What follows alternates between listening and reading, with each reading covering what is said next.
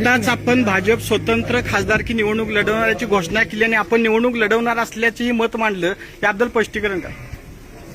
कोल्हापूर जिल्ह्यामध्ये 2 मतदारसंघ, एक कोल्हापूरचं, एक हातकणंगल्यानं आम्हाला तिकीट भाजपकडून द्यावं अशा पद्धतीचा विचार आमचा आहे. पार्टीच्या व्यासपीठावर ते मांडणं काही चूक नाही.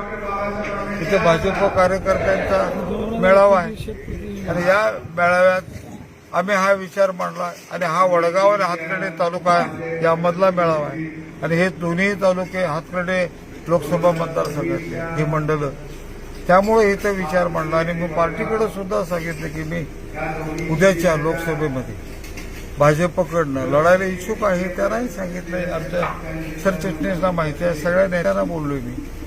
त्यामुळे त्यांनी संधी दिली तर लढणार आहे.